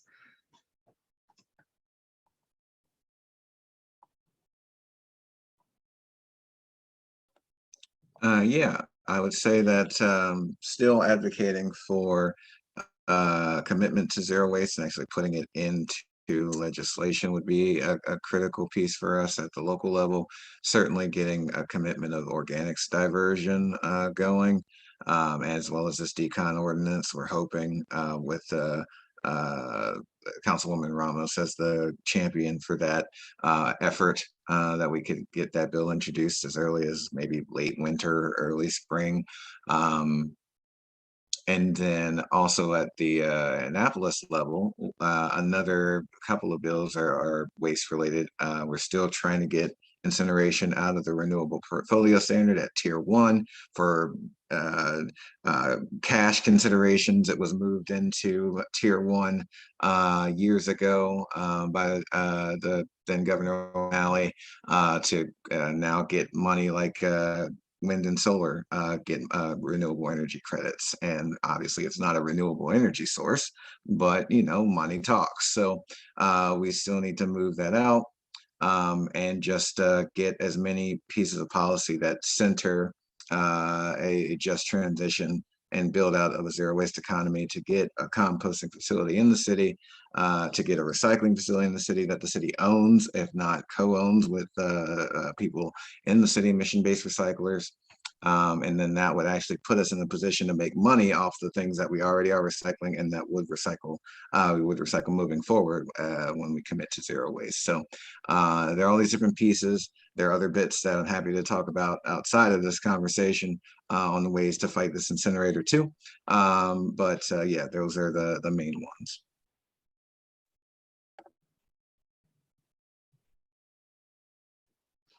I would just add, I put this in the comments. We are also trying to strengthen zero waste and zero emission bills at the city and state level, because often those will not actually require zero waste. They allow for waste and they have a sort of a makeup or an offset. And really often the pollution or the waste is occurring in marginalized communities, and the offset, like tree plantings or rain gardens, are happening in wealthy communities. And so we're trying to close those loopholes as much as we can without actually writing the policy ourselves. So that's just something to be on the lookout for if you are advocating for policy.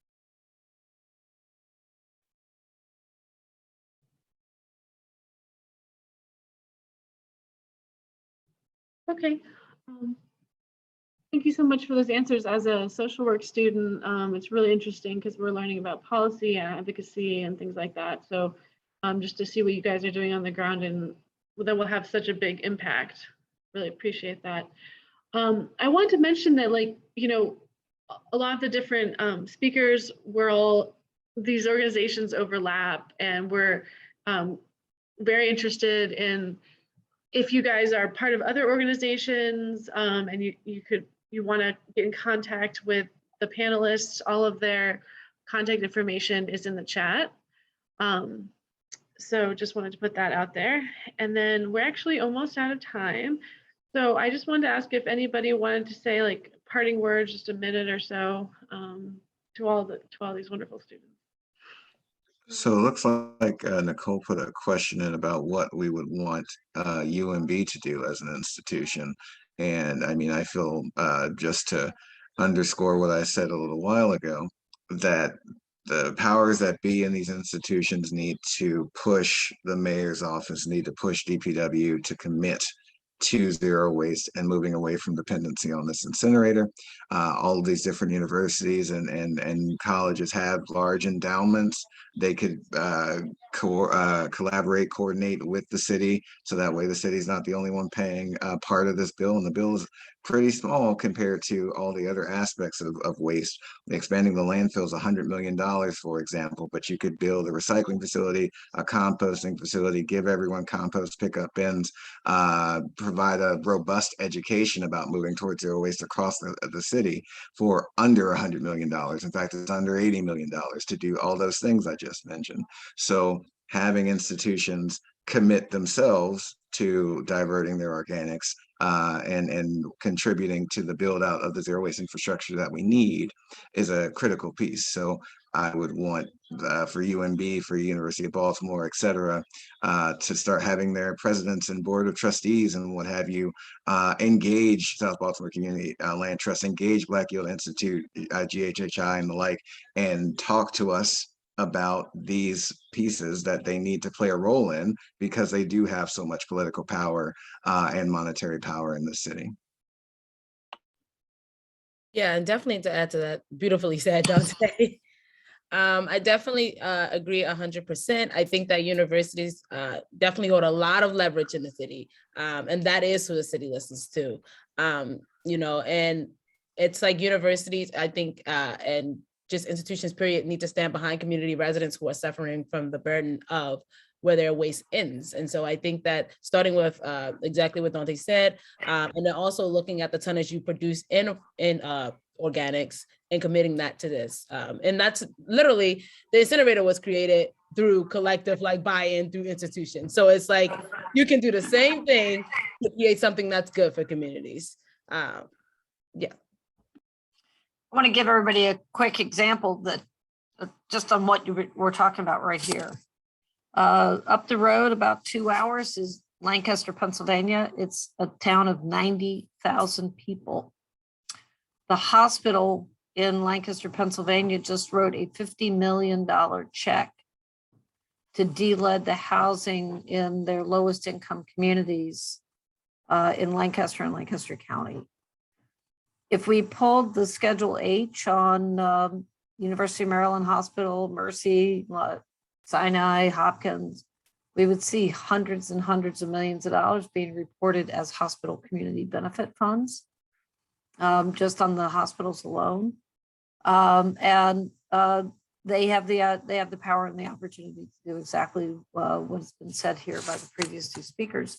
And it's not only money from hospital community benefits and endowments, but it's banks through CRA funds, community reinvestment funds, but it's also the power of the people who are at the institutions in terms of elevating research around these issues, being able to bring voice that is helpful in building the data, being able to build the volunteers, and mostly for the students that are in social work. The power and voice of advocacy that you'll bring and the jobs that you take in the future are going to be so incredibly important, whether you are in counseling with individuals or in advising institutions. I really think that what you're learning here and what you're embracing as you go through your school of social work, really being able to bring that voice. I say this to the folks at the Bloomberg School of Public Health once a year in a lecture, that the most powerful thing they can do is the advocacy that comes with the degree. But I do think we have to look at institutions and how money is aligned so that government, healthcare, none of it is done alone, but is done in unison to what is better to improve the quality of life, whether it's flooding, whether it's sewage backups, whether it's incinerators, and whether it's where a child lays their head down every night and wakes up every morning, or an older person ages with grace, dignity, and health. We have the money. This money is not an issue. What has brought the poverty to Baltimore has been policies, practices, and intentional disinvestment. And there is the beautiful outcomes that we can have by going to the hardest hit places and investing. I think we would have amazing results, human, economic, and social results, obviously, but we have to push it every day. But we have to ask for the money. Don't shoot too low. I think we've learned that. Shoot high.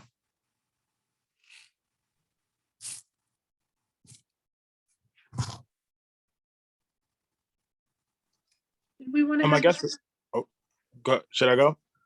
Oh, go ahead. Yeah. Just really quick, piggybacking off of Shonda and Dante, and just answering the question of what institutions like UMB and UMB could do, and just piggybacking and saying, coming down and being a part of the work, really being able to come in the community and learn and feel and see what's going on, not just in our food work, but all the issues that we talked about today. I think, to be clear, I don't think that folks are asking for help, right? Because help is not always helpful. I think folks are asking for folks to come down and just be human, be in a space, and just understand how it's affecting and what it means to be inside of these communities and how folks are directly affected. And when you're watching things happen, then understand how, it's directly connected to you and how you being a part of that work, and you contributing to that work could be a partnership or of a solution to the environment you're in. But yeah, I just wanted to add that piece around folks just having a meaningful contribution, not just a contribution just because it's the right thing to do, but the contribution of understanding how their work is also connected to it. Quick thought from Lee, and then we'll close up. Leanna?